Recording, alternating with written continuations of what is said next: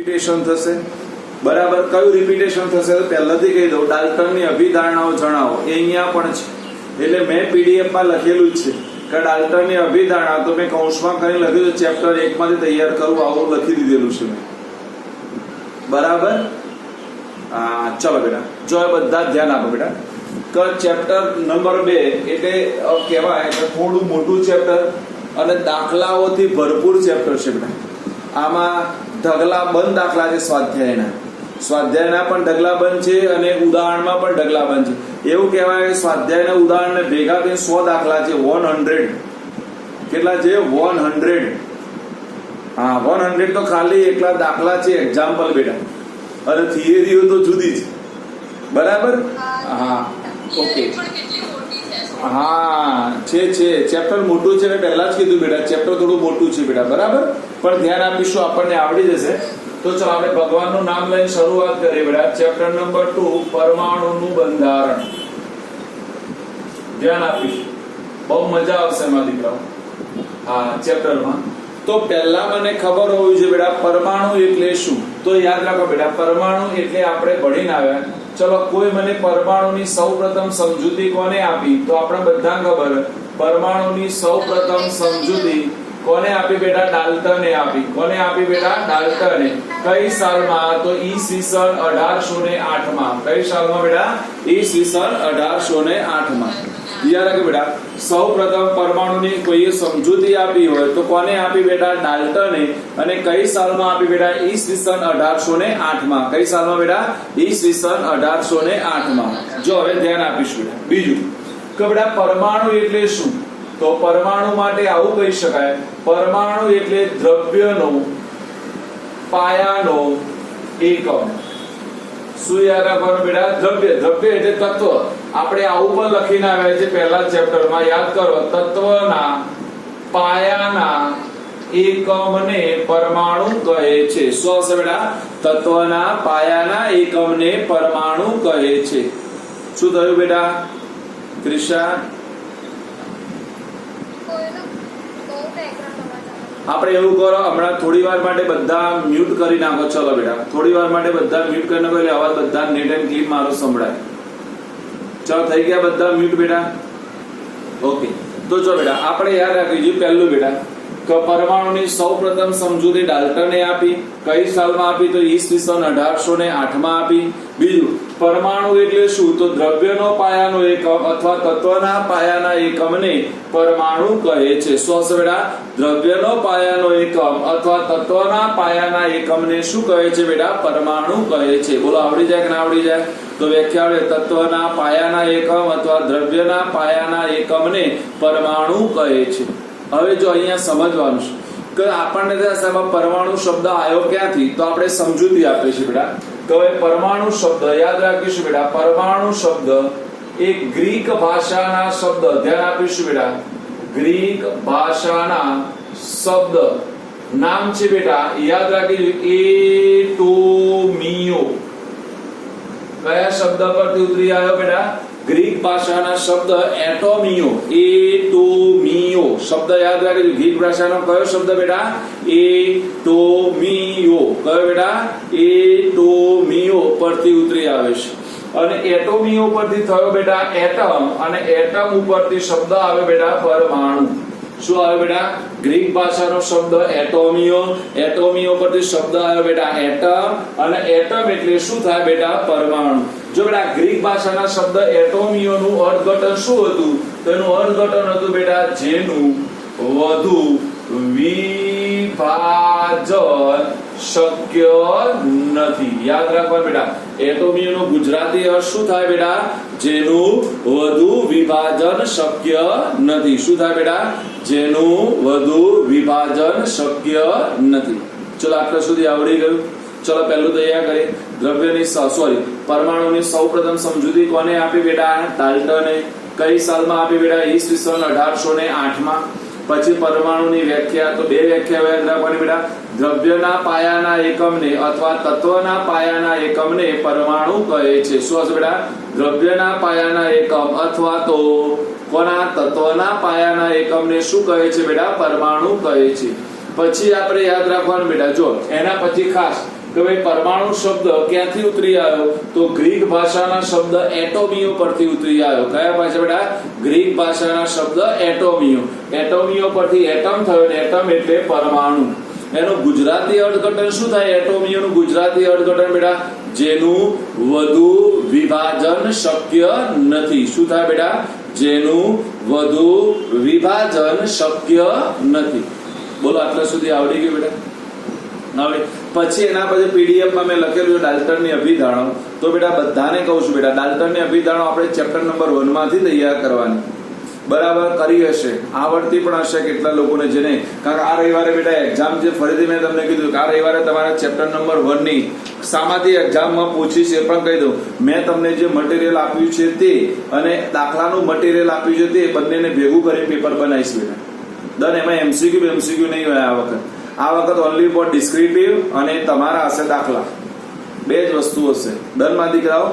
Done. એટલે મને ખબર પડે કે તમે શું તૈયારી કરી શું ના કરી બેટા, કારણ કે એક્ઝામ આપે ને તો જ આપણને ખબર પડે, નહીં તો આપણને કઈ ખબર ના પડે મારા દીકરા આપણને કેટલું આવડ્યું કેટલું ના આવડ્યું. તો ચલો આવડી ગયો. એક પ્રશ્ન નથી ચલાવતો. કેમ નથી ચલાવતો તમને ખબર પડે, આપણને ઓલરેડી આવડે છે એટલા માટે. ચલો એના પછીનો પ્રશ્ન આવો છે બેટા, અપરમાણવીય કણોની શોધ પછી કઈ સમસ્યાઓનો ઉદ્ભવ થયો? ચલો બેટા, જો આઈએમપી પ્રશ્ન છે 2 ગુણનો બેટા. પહેલા તો હું તમને આ સમજાવી દઉં. આ શબ્દને મારે સમજાવવો છે બેટા. બરાબર, અહીંયા સમજાવું છું. પહેલા પાછળ પણ આવશે અપરમાણવીય કણો. તો અહીંયા પહેલો પ્રશ્ન થાય, સાહેબ અમને એ તો અપરમાણવીય કણો એટલે શું બેટા? ડન ને બેટા? તો જો બેટા અહીંયા ચોપડી વાળે થોડી મિસ્ટેક કરી છે એટલે મેં સિક્વન્સમાં લખ્યું છે. ભાષામાં પાછળ આવે અપરમાણવીય કણો કોને કહેવાય બેટા? તો પાછળથી એવું શોધ્યું બેટા કે ડાલ્ટને પહેલી વાત એવી પરમાણુનું વિભાજન શક્ય નથી, પણ કેટલાક પ્રયોગો પરથી સાબિત થયું કે પરમાણુનું વિભાજન કરી શકાય છે. અને પરમાણુનું વિભાજન કરવામાં આવે બેટા તો આપણને 7 કણો મળે. જો ધ્યાન આપજો, પરમાણુનું વિભાજન કરવામાં આવે તો આપણને 7 કણો મળે. કેટલા કણો મળે બેટા? 7. એમાં 3 કણો મુખ્ય છે બેટા અને 4 કણો ગૌણ છે. ધ્યાન આપીશ તો પરમાણુ વિભાજન કરવામાં આવે તો આપણને 7 કણો મળે. આ 7 કણોને આપણે અપરમાણવીય કણો કહીએ છીએ. કયા 7? તો પેલા 3 મુખ્ય કહી દઉં. જો 3 મુખ્ય બધાને આવડે છે, જેને આપણે કહીએ છીએ, યાદ રાખો બેટા, પ્રોટોન, પછી આવશે બેટા ઇલેક્ટ્રોન, આવડે ને મારા દીકરાઓ, અને પછી આવશે બેટા ન્યુટ્રોન. ડન બેટા? કયા હશે મુખ્ય 3 બેટા? બોલો. પ્રોટોન, ઇલેક્ટ્રોન અને ન્યુટ્રોન. આવડે કે ના આવડે? કયા બેટા? પ્રોટોન, ઇલેક્ટ્રોન અને ન્યુટ્રોન. કયા બેટા? પ્રોટોન, ઇલેક્ટ્રોન અને ન્યુટ્રોન. ચલો બેટા, હવે આપણે યાદ રાખા બેટા 4 અગૌણ કણો છે. કયા? તો પહેલો છે મારા દીકરા ફોટોન. બીજો છે બેટા મેસોન. ત્રીજો છે બેટા ગ્રેવિટોન અને ચોથો છે બેટા પ્રોઝિટોન. આ તમારે ફિઝિક્સમાં પણ આવશે બેટા. આ બધા શબ્દો ફિઝિક્સમાં પણ આવશે. ડન? તો ચલો મને અપરમાણવીય કણો મળી ગયા મારા દીકરાઓ. કયા અપરમાણવીય કણો મળી ગયા? 7 બોલો. Proton, electron, neutron. પહેલા તૈયાર કરો બેટા. પહેલા મુખ્ય તૈયાર કરવાના. કયા બેટા? બોલો. Proton, electron, neutron. પછી 4 કયા? ફોટોન, મેસોન, ગ્રેવિટોન અને પ્રોઝિટોન. કયા? ફોટોન, મેસોન, ગ્રેવિટોન અને પ્રોઝિટોન. બોલો આવડી ગયા? 7 બેટા આવડી ગયા. તો દેખા બેટા આ પરમાણુ શું થયું બેટા? પ્રોઝિટોન.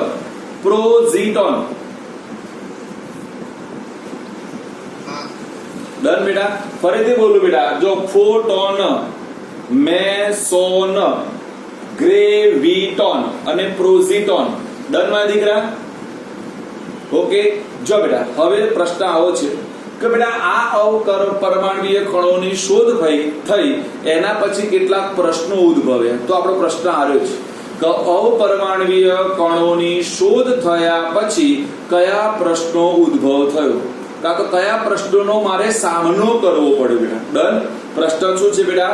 અપરમાણવીય કણોની શોધ થયા પછી કયા પ્રશ્નોનો ઉદ્ભવ થયો. તો ચલો આપણે 4 પ્રશ્નો ઉદ્ભવ થયા એની આપણે સમજૂતી આપવાની. તો અહીંયા પ્રશ્નો કરીને લખી દઉં છું. કયા કયા પ્રશ્નો ઉદ્ભવ થયા? તો નંબર 1, એને પહેલી યાદ રાખવાની પદ્ધતિ કે બેટા પહેલો મને એવું થયું કે આ અપરમાણુય કણોની શોધ થયા પછી પરમાણુની સ્થાયીતા સમજાવવાનો પહેલો પ્રશ્ન કે ભાઈ પરમાણુની સ્થાયીતા કેવી રીતે, કાં તો ક્યારે પરમાણુ સ્થાયી કહેવાય. એટલે પહેલો પ્રશ્ન આવ્યો પરમાણુની સ્થાયીતા. યાદ રાખવા માટેની શોર્ટ સ્કીમ ધ્યાન આપજો બેટા. પહેલો પ્રશ્ન પરમાણુની સ્થાયીતાની સમજણ. પહેલો પ્રશ્ન કયો આવ્યો બેટા? બોલો. પરમાણુની સ્થાયીતાની સમજણ. એટલે એને એવું કીધું કે બેટા આ અપરમાણુય કણો પછી જે મારો પરમાણુ છે આ પરમાણુની મારી સ્થાયીતા સમજવી હોય તો એ કેવી રીતે સમજાય? એ પહેલો પ્રશ્ન આવ્યો. ખબર પડી? એટલે પ્રશ્નો ઉદ્ભવે. કારણ કોઈ પણ આપણે કાર્ય કરતા હોય તો આપણે પ્રશ્નો ઉદ્ભવે. સપોઝ હું સાયન્સ રાખતો હોય તો એ મને પ્રશ્ન ઉદ્ભવે. પેલો સાયન્સ રાખ્યા પછી મારે શું કરવાનું, શું બનવાનું, એ બનવા માટે મારે શું કરવું પડશે, આ બધા પ્રશ્નો ઉદ્ભવે. કોમર્સ રાખવાનું કે સાયન્સ રાખવાનું, પેલા તો એ પ્રશ્ન ઉદ્ભવે. કોમર્સ રાખવું તો કેમ કોમર્સ રાખવું, સાયન્સ રાખવું તો કેમ સાયન્સ રાખવું, સાયન્સ રાખ્યા પછી મારે કેટલી મહેનત કરવી પડશે, કેવી રીતે મહેનત કરવી પડશે, આ બધા પ્રશ્નો ઉદ્ભવે. એમ અહીંયા આ અપરમાણુય કણો ઉત્પન્ન થયા. પહેલા તો એવું હતું, ડાલ્ટનના જમાનામાં એવું હતું કે ભાઈ પરમાણુ કેવો હતો બેટા? અવિભાજ્ય હતો. પરમાણુ કેવો હતો બેટા? અવિભાજ્ય. જેવું પરમાણુનું વિભાજન થયું એટલે પ્રશ્નો ઉદ્ભવ્યા કે ભાઈ આ પરમાણુ તો વિભાજન થાય છે, પરમાણુ જે 7 કણોમાં વિભાજન કરી શકાય છે, તો તરત સાયન્ટિસ્ટોને પ્રશ્ન આવે તો ભાઈ સ્થાયી પરમાણુ એટલે શું, એની સ્થાયીતા એટલે શું, એની સ્થાયીતા ક્યારે હોય, કેવી રીતે એને સ્થાયી ગણવું, એ પહેલો પ્રશ્ન આવે બેટા. બોલો, ખબર પડી કે ના પડી? આ ડિટેલમાં સમજો. જો બેટા કોઈ પણ પ્રશ્ન વાક્ય લખું છું ને એ વાક્યનું પૂરેપૂરું અર્થઘટન સમજવાનું, નહીં તો એનો અર્થનો અનંત કરીશું આપણે. બોલો સાક્ષી, શું પ્રોબ્લેમ છે બેટા?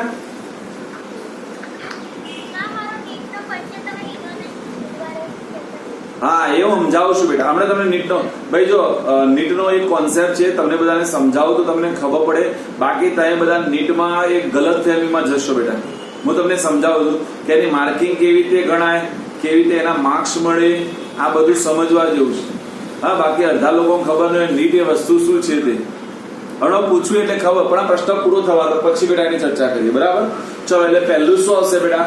પરમાણુની સ્થાયીતાની સમજણ. એટલે જો પીડીએફ માં દેખો બધા, પીડીએફ માં પહેલી લાઈન દેખો બધા દેખવાની, એટલે અક્ષરશઃ સમજાય અહીંયા બેટા. જો આપી છે અપરમાણુય કણોની શોધ પછી પણ પરમાણુની સ્થાયીતા સમજાવવી. આવી બેટા, અપરમાણુય કણોની શોધ પછી પણ પરમાણુની સ્થાયીતા સમજાવવી. બોલો, ડન. આવડી ગયો પહેલો મુદ્દો બેટા. એટલે આપણે શોર્ટમાં શું યાદ રાખવાનું? બોલો ક્રિશા, શોર્ટમાં યાદ રાખવા માટે પરમાણુની સ્થાયીતાની સમજણ. શું યાદ રાખવાનું બેટા? પરમાણુની સ્થાયીતાની સમજણ. યાદ રહેશે બેટા? યાદ. પેલા આપણે કોઈ પણ પ્રશ્ન તૈયાર કરવો હોય તો એની શોર્ટ રીત બનાવવી પડે બેટા. આપણે એના નાના નાના મુદ્દાઓ કરવા પડે તૈયાર, પછી એનું વાક્ય બનાવવાનું બેટા. ચાલો, હવે બીજો મુદ્દો છે. જો બેટા આવું લખેલું છે બીજા મુદ્દામાં, પહેલા પીડીએફ માં દેખો બેટા. એક તત્વની બીજા તત્વ સાથેની વર્તણૂકની સરખામણી ભૌતિક અને રાસાયણિક ગુણધર્મોના સંદર્ભમાં કરવી. એટલે એનો મતલબ શું બેટા? તમારી પાસે બે તત્વો છે, તો આ બે તત્વોના ગુણધર્મોની આપણે સમજણ કયા બે પ્રકારે લઈ શકાય? એક ભૌતિક રીતે લઈ શકાય અને એક રાસાયણિક રીતે. સવાલ હું તમને કહી દઉં કે મારા અને ક્રિશા વિશે આપણે ગુણધર્મોની સમજણ આપવી છે બેટા. તો પહેલા તો ભૌતિક એટલે બાહ્ય દેખાવથી તમે કહી દો કે ભાઈ જયેશ સર પુરુષ દેખાય છે અને ક્રિશા સ્ત્રી દેખાય છે. પહેલું તો આ પહેલું આવી જાય. બીજું આવે કે ભાઈ જયેશ સરની હાઈટ આટલી છે, ક્રિશાની હાઈટ આટલી દેખાવથી. આ દેખાવવાળા બધા ગુણધર્મો એટલે ભૌતિક ગુણધર્મો. પણ આંતરિક ગુણધર્મો જે આવે, આંતરિક, એ બધા રાસાયણિક ગુણધર્મો કહેવાય. એનું તમારે કમ્પલસરી શું કરવું પડે બેટા? પરીક્ષણ કરવું પડે. એમને ખબર પડે નહીં. હા, કોઈ એવું કહે છે કે જયસર દેખાવ, જયસરના આંતરિક ગુણધર્મો આવા છે, કોઈની તાકાત નહીં કહી શકે. જયસર કદાચ દેખાતા એવા ના પણ હોઈ શકે બેટા. પેલા હાથીના દાંત જેવું હોય ને, હાથીના દાંત દેખાડવાના જુદા હોય અને ચાપવાના કેવા હોય બેટા? અલગ અલગ હોય કે ના હોય? એટલે કોઈ માણસને તમે દેખીને એના ગુણધર્મોની સમજણ ના કરી શકો. એમાં માણસની તો ખાસ નહીં, કારણ કે માણસ છે ને એવું કે જો હોતા હો દિખતા નહીં, દિખતા હો હોતા નહીં. માણસ માટે આવું કહેવાય. કારણ કે અત્યારે તો સગો ભાઈ હોય, સગો ભાઈ બેટા, એ પણ દગો આપતા વિચાર ના કરે. બીજાની તો દૂરની વાત પૂછ. આપણે ટીવીમાં તમે રોજ દેખો તો તમારા ક્રાઇમ જમીનની લડાઈ થાય એટલે સગા ભાઈને જ પતાયો હોય ને, અને એ નાની વસ્તુ માટે જ, વસ્તુમાં કઈ ના હોય, એક નાનો ભેદ હોય, બાકી કઈ ના હોય. અને કેટલાક ભાઈઓ એવા હોય સગા ભાઈને બધું આપી દે, એટલું બધું દાને આપી દે, સગા ભાઈને આપી દે. હા, આપણે હમણાં રામાયણ દેખી, તમે દેખો ભાઈચારો દેખવો હોય તો રામાયણ દેખવાની, કે ભાઈચારાનું અભિજોડ અભિન્ન અંગ તમને જોવા મળે. તમે એકબીજા વિશે ત્યાગ ભાવના દેખો, રામની ત્યાગ ભાવના, લક્ષ્મણની, હને શત્રુઘ્ન, ભરત. આપણે એવું કરીએ, હાથમાં આવેલું કોઈ આપીએ ખરા? આપણા હાથમાં રાજ આવી જાય તો આપીએ ખરા? આવું આપીએ, વારી પાડી નાખીએ. હા, અત્યારે તમે દેખો ખુરશી માટે કેટલા જંગ થાય બેટા, થાય ને? હા, ત્યાં તો અયોધ્યાનું આખું રાજ આપી દીધું. એટલે સમજવા જેવું છે, અહીંયા પણ સમજવાના. એટલે કોઈ પણ બે તત્વો આપેલા હોય તો આ બંને તત્વોની સમજણ આપણે બે રીતે લેવી પડે. કયા બે રીતે લેવી પડે બેટા? એના ભૌતિક ગુણધર્મને આધારે અને બીજા એના રાસાયણિક ગુણધર્મ. જેમ આપણે ધાતુઓમાં દેખતા હતા, યાદ કરો કે ધાતુઓના ભૌતિક ગુણધર્મો ભણવા હોય તો આપણે તરત બોલતા ઘંટીમાં ભરચક ગૌ, કે ધાતુઓ ઘન સ્વરૂપે હોય, ધાતુઓને ટીપી શકાય, ધાતુઓમાંથી મિશ્ર ધાતુઓ બનાવી શકાય, ધાતુઓ ભારે હોય, ધાતુઓ રડકાર ઉત્પન્ન કરે, ધાતુઓ ચળકાટ ધરાવે છે, ધાતુઓ કઠિન હોય છે, ધાતુઓના ગલન બિંદુ ઉત્કલન બિંદુ ઊંચા હોય છે, ધાતુ ઉષ્મા અને વિદ્યુતના સુવાહક હોય બોલતા હતા.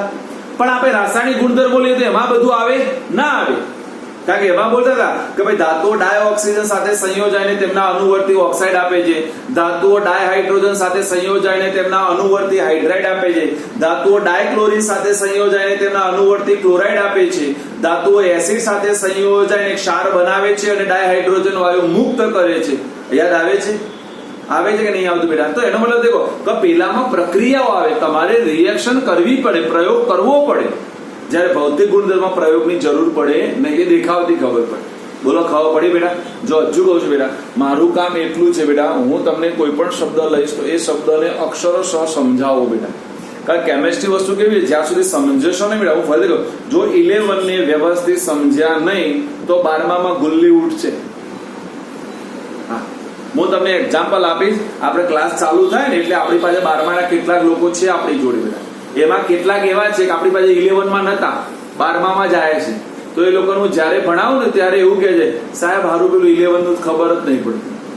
કારણ કે 11 ને સમજ્યા ના હોય, પછી 12મું સમજાવવાનું આવે એટલે અઘરું જ પડે બેટા. હા, એ તો હું તને એક્ઝામ્પલ આપીશ, આપણે દૂરના એક્ઝામ્પલ નહીં આપીએ. ક્રિશાની બેસ્ટ ફ્રેન્ડ 12માં આવશે ને એટલે હું તને સમજાવીશ બેટા કે શું ફરક છે. કારણ કે જ્યાં ભણે છે ને એ પૂછી લેવાનું કે આ શબ્દનું અર્થઘટન શું થાય છે. બરાબર? હા, હકીકત છે, આ 100%ની ગેરંટી છે બેટા. ડન? એટલે આપણે સમજવાનું, આપણે ધીમે ધીમે જવાનું પણ સોલિડ જવાનું બેટા. ડન? તો ચલો, યાદ રહેશે બેટા? તો ચલો, હું તમને એને યાદ રાખવા માટે આવું વસ્તુ કહી દઉં બેટા. એક તત્વની બીજા તત્વ સાથે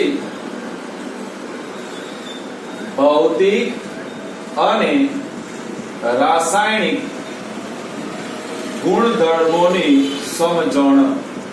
ચલો, યાદ રાખવાની પદ્ધતિ શું હશે બેટા? બોલો.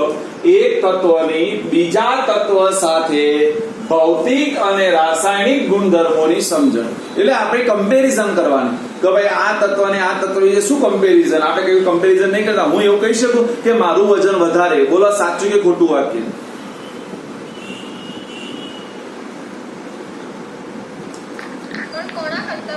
હા, તમે કોઈ ના કહી શકો, કારણ કે આમાં તમે વધારે કહો તો હું તો ભાઈ ટાટા સુમોની સાથે વાત કરતો હતો, હવે 445 કિલોનો છે. તમે ઓછું કહો તો ના હું તો આરતીની સાપેક્ષમાં વાત કરતો હતો, કાં તો આપણે પેલી સાક્ષીની સાપેક્ષે વાત કરતો હતો ને. એટલે સમજ, તરત કમ્પેરિઝન આવે બેટા. હું કહી દઉં મારી ઊંચાઈ વધારે તો પણ ખોટું. કોની સાપેક્ષે? બચ્ચન આઈને ઉભો રહે તો મારા આમ દેખવું પડે, હે ને? અને સાક્ષી આઈને ઉભો રહે તો મારા આમ નીચે દેખવું પડે. ધનવાધિકાર. હા, એટલે તરત કમ્પેરિઝન આવે બેટા. એક તત્વની બીજા તત્વ સાથે કમ્પેરિઝન કરવી પડે બેટા. એકલાની કમ્પેરિઝન ના થાય. એવું કહી શકાય કે હું હોશિયાર છું? તાકાત જ નહીં તમે કહી શકો. અને એવું ના કહી શકાય હું ઠોઠ છું,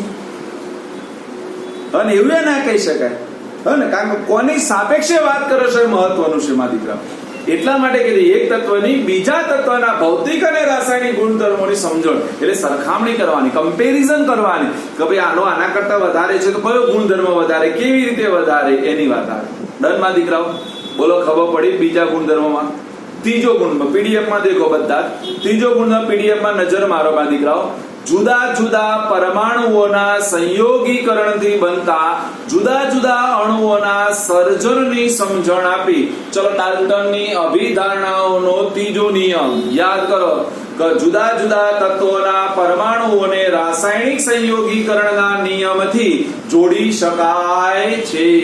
કે બેટા આપણે જુદા જુદા તત્વોને જોડવા હોય તો રાસાયણિક સંયોગીકરણના નિયમથી આ તત્વોને આપણે શું કરી શકીએ બેટા? જોડી શકીએ. બરાબર બેટા? તો હવે દેખો, જુદા જુદા તત્વોને જોડો તો કેટલાય સંયોજન બને. જો હું હાલ જ એક્ઝામ્પલ આપું બેટા, બધા ધ્યાન આપીશું, અહીંયા મજા આવશે. ચલો બેટા, પહેલા હું આ બાજુ એક્ઝામ્પલ આપું, સમજો કે બેટા આપણે H2 + O2 લઈ લઈએ તો મેં તમને કીધું આને જોડીએ તો આપણને પાણી પણ મળે, H2O પણ મળે અને H2O2 પણ મળે બેટા. એટલે એનો મતલબ પાણી પણ મળ્યું અને હાઇડ્રોજન પેરોક્સાઇડ પણ મળે બેટા. થાય ને? અને આ કયા નિયમનું પાલન કરશે તો આપણે શીખવાડી દઉં. તત્વો સમાન હોય તો હંમેશા કયા નિયમનું પાલન થાય બેટા? ગુણક પ્રમાણના નિયમનું પાલન થાય. કયા નિયમનું પાલન થાય બેટા? ગુણક પ્રમાણના નિયમનું પાલન થાય. ડન? તો હવે દેખો, જુદા જુદા તત્વો મળ્યા તો આપણને પહેલો પ્રશ્ન થાય કે સાહેબ પાણી ક્યારે મળે, હાઇડ્રોજન પેરોક્સાઇડ ક્યારે મળે? થાય કે ન થાય બેટા? તો એની પણ મારે સમજણ આપવી પડે. નકર તમે પૂછો સાહેબ અમને ક્યાંથી ખબર પડે પાણી મળ્યું, હાઇડ્રોજન પેરોક્સાઇડ મળ્યું? તત્વો તો સમાન હતા. થાય ના થાય નિસર પ્રશ્ન? નિસર? હા થાય, બધા પ્રશ્નો થાય. આપણને તરત થાય. કોઈ બોલ ફેંકે બેટા, બોલર બોલ ફેંકે તો આપણને ક્યારે ખબર પડે કઈ દિશામાં ચલાવો? ને કારણ કે એનો અભ્યાસ કરવો પડે. એમને ચાલે? એમનું જ્યાં ત્યાં બેટ વીંજોડાય ના? વીંજોડાય. એ તો બોલ જોવો પડે, એની દિશા પારખવી પડે, કઈ બાજુ જાય છે દેખવો પડે, પછી ફટકારવો પડે તો યોગ્ય રન મળે. નહીં તો પાછળની ગિલ્લી ઉડે. ને બોલર ગિલ્લી ઉડાડી જાય જો બરોબર તમે એને સમજો ના તો. બરાબર ને બોલર? સાચી વાત. હા, અને બોલર શું કરે? બોલર બેટ્સમેન ને ઓળખે કે એની ભૂલ ક્યાં છે, એ ક્યાં વીક છે. હા, ત્યાં દડો ફેંકો તો આપણને ચાન્સ મળી જાય. એના સ્ટ્રોંગ પોઈન્ટ ઉપર ના ફેંકાય, નકર ડૂચા કાઢી નાખે. હા નિસર્ગ, સાચી વાત બેટા? હા, એટલે આપણે બધું સમજવું પડે. આ જ કેમેસ્ટ્રી કહેવાય. દુનિયામાં દરેક જગ્યાએ કેમેસ્ટ્રી બાપ છે. બધી જગ્યાએ કેમેસ્ટ્રી. તમે લગ્ન કરવા જાઓ તો પહેલો તમારો સંબંધ આવે એ પહેલા પૂછે કે ભાઈ છોકરા છોકરીની કેમેસ્ટ્રી મેચ થાય છે? પહેલો પ્રશ્ન ત્યાં જ આવે. બોલો, ત્યાં જ કેમેસ્ટ્રી શબ્દ આવે પહેલો. કારણ મેચ ના થતી હોય તો લોચો, રોજ લડાઈઓ થાય ઘેર, રોજ બે ચાર વેલણ તૂટે, બે તાવેતા જાય. હે ને? એટલે સમજવાનું. એટલે કેમેસ્ટ્રી મેથડ, એટલે કેમેસ્ટ્રી બધી જગ્યાએ આવે બેટા. એનામાં કઈ ચાલે નહીં. તો અહીંયા ખબર પડી બીજા શબ્દમાં કે જુદા જુદા તત્વોના ભેગા કરી રાસાયણિક સંયોગનથી જે અણુઓ બને છે એનું જે સર્જન થાય છે એ સર્જનની મારે સમજણ મેળવી. એટલે તમારે શું યાદ રાખવાનું? જો આવું યાદ રાખવાનું. ત્રીજો મુદ્દો, રાસાયણિક સંયોગીકરણથી સર્જન પામતા અણુઓની સમજણ. શું છે બેટા? તો ધ્યાન આપીશું બેટા.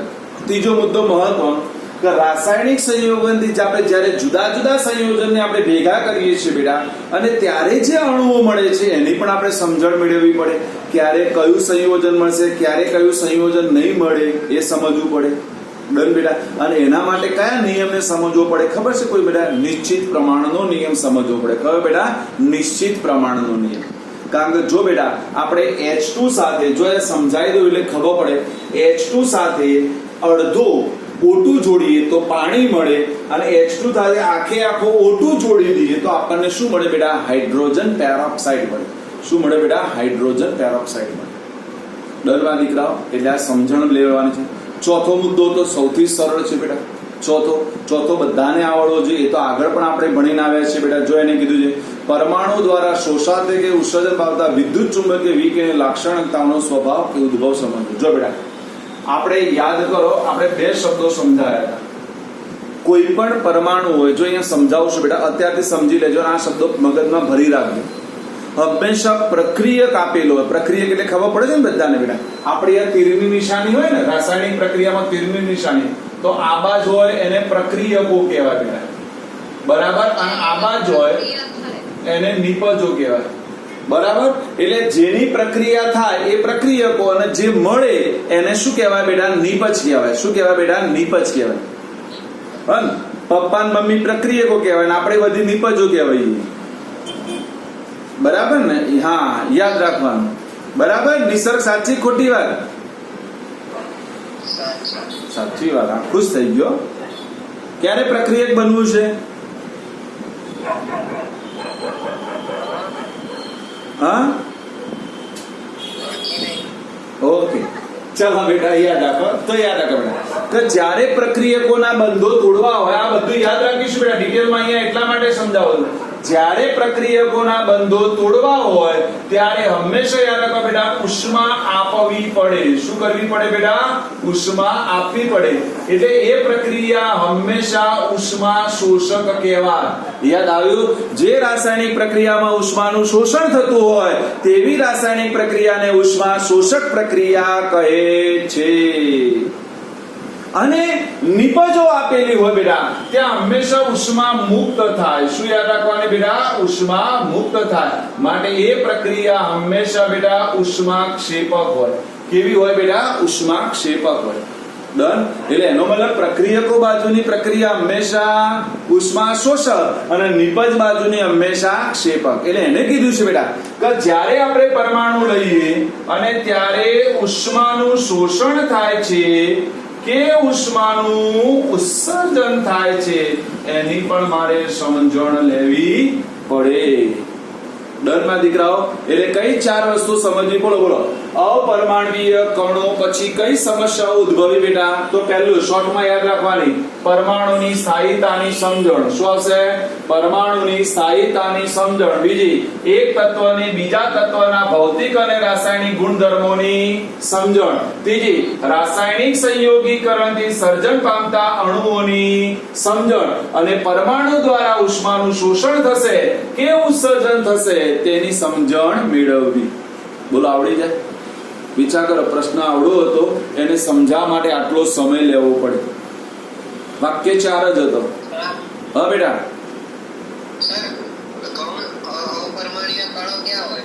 જેમ પ્રોટોન ને ન્યુટ્રોન કેન્દ્રમાં હોય અને પેલા એની ઇલેક્ટ્રોનની કક્ષામાં હોય, તો એવી રીતે ગૌણ જે છે, ગૌણ કણ એ પરમાણુની કક્ષાની સાથે જ ફરતા હોય બેટા.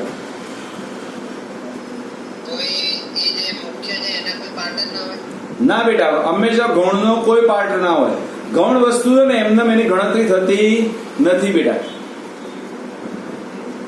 એટલે જુદા જ હોય છે. હા, જુદા જ હોય બેટા. ડન. ઓકે, ચલો બેટા. એના પછી સમજવા જેવો મુદ્દો છે બેટા કે ડાલ્ટનનો પરમાણુય સિદ્ધાંત કયા કયા નિયમને સમજાવી શકે છે? કે ભાઈ આપણે ડાલ્ટનનો પરમાણુય સિદ્ધાંત ભણ્યા બેટા, તો એ કયા નિયમને સમજાવી શકે? તો 3 જ નિયમોને સમજાવી શકે, બરાબર. કયા કયા 3 નિયમો? તો એક દળ સંચયનો નિયમ, નિશ્ચિત પ્રમાણનો નિયમ અને ગુણક પ્રમાણનો નિયમ. એટલે યાદ રાખીશું બેટા કે ડાલ્ટનનો પરમાણુય સિદ્ધાંત કયા નિયમને સમજાવી શકે છે? તો શું યાદ રાખીશું? બોલો.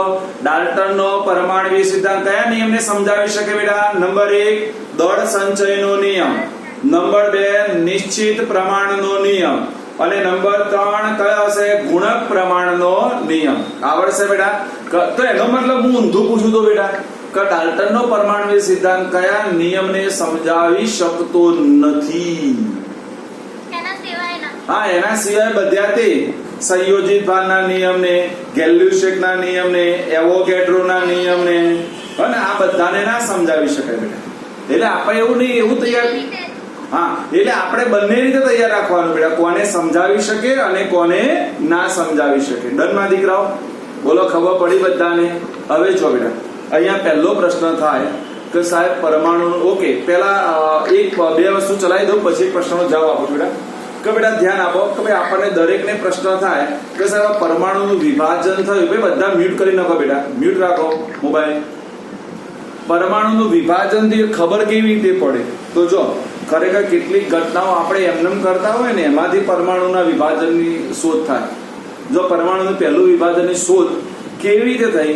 તો પહેલા બે હાથને ઘસીએ બેટા. ચલો આપણે બે હાથને ઘસીએ તો કઈ થાય? શું થાય? હા, ઉષ્મા ઉત્પન્ન થાય. તો હવે બધા મ્યુટ રાખજો, મજા આવશે. મ્યુટ કરી નાખો બધા જ. જો બેટા ઉષ્મા ઉત્પન્ન થાય તો હાલ તો ભણી ગયા, ઉષ્મા એમનેમ તો ઉત્પન્ન ન થાય. કાં તો મારા પરમાણુ તૂટવા જોઈએ, કાં તો પરમાણુ જોડાવા જોઈએ, કારણ કે ઉષ્માની આપલે તો જ થાય. તો એનો મતલબ પરમાણુનું વિભાજન થતું હોવું જોઈએ. પહેલું તો પરમાણુનું શું થવું જોઈએ બેટા? વિભાજન. કારણ પરમાણુ વિભાજન ના થાય તો ઉષ્મા ઉત્પન્ન ના થાય, કે ઉષ્માનું શોષણ ના થાય. તો આના ઉપરથી સાબિતી મળી. પછી બીજું જો આપણે કંઈક વધે ને શિયાળામાં ખાસ અનુભવ કર્યો, શિયાળામાં કે આપણે ડબલ બેડનો પેલો ચોરસો ઉઠીએ બેટા અને આપણે અંદર હાથ ઘસીએ તો તણખા ઉત્પન્ન થાય છે. થાય છે કદી? થયા છે? હા. પછી ત્રીજું, આપણે ને પ્લાસ્ટિકની ચેર ઉપર બેઠા હોઈએ શાંતિથી, થોડી વાર બેસી રહી, પણ અચાનક કોકને અડીએ ને તો શું થાય? પેલા ઝાટકો આવે. આપણને થાય કે આ બધી ઉષ્મા આવી ક્યાંથી? હાલો આપણે તો કરંટ લીધો નતો ને આપણામાં કરંટ આવી ગયો ક્યાંથી? તો આ બધું જ છે બેટા આપણા અંદર રહે. હા, કરંટ જ કહેવાય. ઉષ્મા એ જ વિદ્યુત, કરંટ એ વિદ્યુત જ છે એક પ્રકારની બેટા. હા બેટા.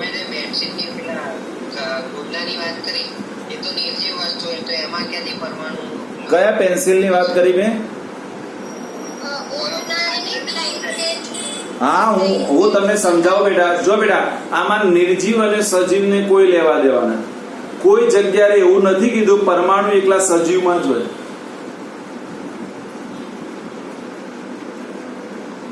પરમાણુ બધી જગ્યાએ હોય.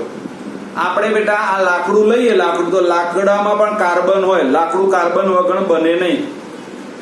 તો કાર્બન એટલે ક્યાંથી લાયા? પરમાણુ સિવાય આવ્યો બેટા? ના. એટલા માટે તો લોકો શું કરતા? લાકડાને ઘસીને અગ્નિ ઉત્પન્ન કરતા હતા, નતા કરતા જૂના જમાનામાં બેટા? અને આપણા કેવા જંગલમાં દાવાનળ કેવી રીતે ફાટી નીકળે કે પેલા ઝાડની ડાળીઓ થાય અને એના કારણે સ્પાર્ક ઉત્પન્ન થાય ને આખું જંગલ સળગવા લાગે બેટા. તો હવે બધું ખબર પડી કે બધું કોના કારણે શક્ય બન્યું? પરમાણુના વિભાજનને કારણે. આવું બેટા કાચ લઈએ, રેશમ લઈ લઈએ, ઊન લઈ લઈએ, આ બધાને આપણે ચામડા ઉપર ઘસીએ ને તો પણ ઉષ્મા ઉત્પન્ન થાય બેટા. બરાબર? તો આ બધી ઘટનાઓ બતાવે છે પરમાણુ વિભાજન કરી શકાય. આ બધી ઘટનાઓ શું બતાવે છે બેટા? પરમાણુનું વિભાજન કરી શકાય. આ બધી જ ઘટનાઓ બતાવે છે. ડન? તો જો પહેલો પ્રશ્ન આવે કે પરમાણુનું વિભાજન કરીએ તો એને કેટલા ભાગ મળે? તો ધ્યાન આપીશું બેટા કે આપણે પરમાણુનું વિભાજન કરીએ તો પરમાણુને વિભાજન કરતા બે ભાગ મળે. એક પરમાણુના કેન્દ્રનો ભાગ અને બીજો આવશે બેટા પરમાણુના કેન્દ્ર સિવાયનો ભાગ. ડન બેટા?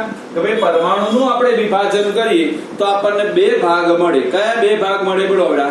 એક પહેલો આવે પરમાણુના કેન્દ્રનો ભાગ અને બીજો કયો આવશે બેટા? પરમાણુના કેન્દ્ર સિવાયનો ભાગ. ખબર પડી બેટા? તો ચલો પરમાણુનું વિભાજન કરતા કેટલા ભાગ મળે આપણને? બે. કયા બે ભાગ મળે બેટા? પરમાણુના કેન્દ્રનો ભાગ અને પરમાણુના કેન્દ્ર સિવાયનો ભાગ. ડન બેટા? જો આ બધું વિભાજન કોને કરી દીધું? તો બેટા આપણે જો એક પ્રયોગ ભણીને આવ્યા છે, માઇકલ ફેરાડેનો પ્રયોગ.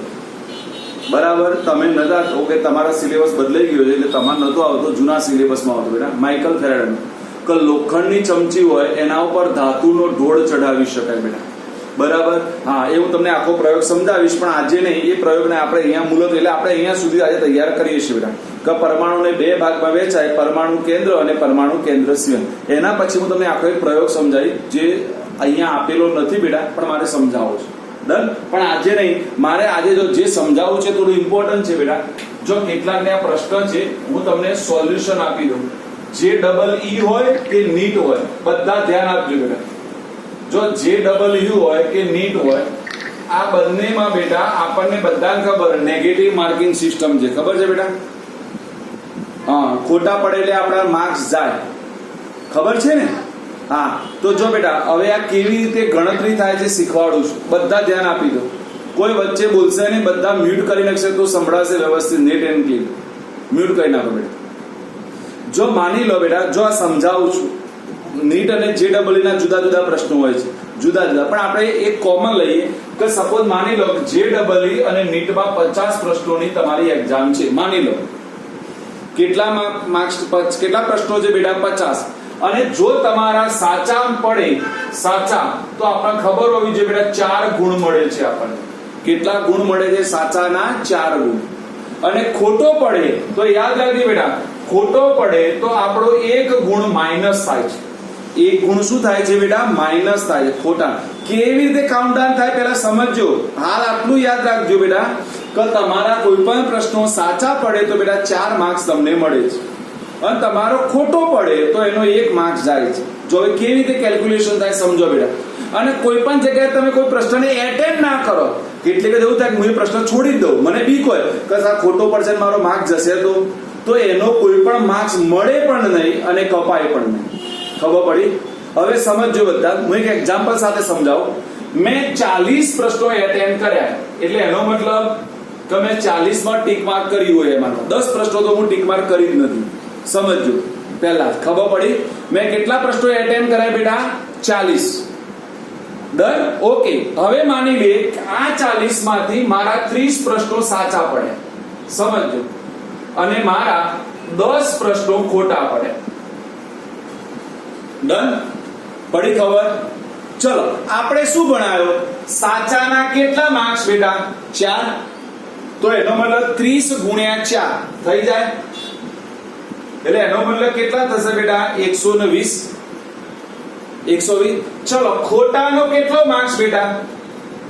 1. તો 10 ગુણ્યા 1 એટલે 10 થશે. પણ ખોટો એટલે માઇનસ કહેવાય કે ન કહેવાય? ખોટો એટલે માઇનસ. તો તમારા 120 માંથી આ 10 માર્ક્સ જાય તો તમને કેટલા માર્ક્સ મળે બેટા? બોલો. 110 માર્ક્સ મળે. કેટલા માર્ક્સ મળે બેટા? 110 માર્ક્સ મળે. કારણ કે તમારા સાચામાંથી આ જતા રહે, એટલા માટે લોકો એટેન્ડ કરતા નથી કે ભાઈ આપણને વિશ્વાસ ના હોય તો એટેન્ડ નહીં કરવાનો. હા, પણ જો બેટા હું તમને એવું કહીશ કે જો તમને 50% પણ ડાઉટ લાગે કે 50% હું સાચું તો એટેન્ડ કરવાનું, એના ફાયદા શીખવાડો. જો એના ફાયદા તમને નહીં ખબર હોય, આ કોઈ નહીં શીખવાડે, આ જયેશ પટેલ જ શીખવાડશે આ બધી વસ્તુ. જો તમને સમજાવું છું, ક્રિશા ધ્યાન આપજો બેટા. સપોઝ મેં 10 એટેન્ડ નથી કર્યા, જો સમજજો, આ 10 તો મેં એટેન્ડ નતા કર્યા. હવે મેં એટેન્ડ નથી કર્યા તો એનો મતલબ મને શું મળવાનો? કોઈ માર્ક્સ મળવાનો નહીં, કોઈ કપાવવાનો નહીં. હવે માની લો કે આરતી બેને 10 એટેન્ડ કરે, એને વિશ્વાસ નથી ને એટેન્ડ કરી નાખ્યા. જોજો તમને આ ફાયદો ગણાવું છું, આ કોઈ નહીં સમજાવે.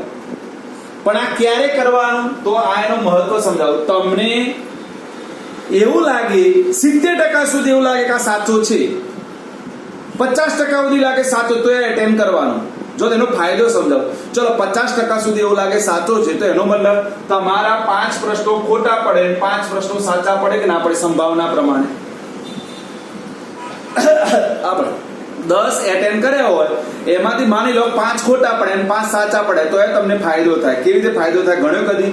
ચલો, આ સાચા પડ્યા તો તમારા 5 ગુણ્યા 4 એટલે 20 માર્ક્સ થયા કે ન થયા? અને ખોટા પડ્યા, ખોટા, તો એનો મતલબ 5 માઇનસ થયા, તો 20 માંથી 5 જાય તો એ 15 તમારા પડ્યા રહે કે ના પડ્યા રહે? તમે કશું એટેન્ડ નથી કરતા તો કઈ મળતું નથી, પણ તમે ધારો કે આજે એટેન્ડ, જો ક્યાં સુધી ફાયદો થાય તમે ગણજો. હું તો ગણીને બધું રેડી રાખ્યું છે, ક્યાં સુધી ફાયદો થશે જો તમે ધ્યાન આપો.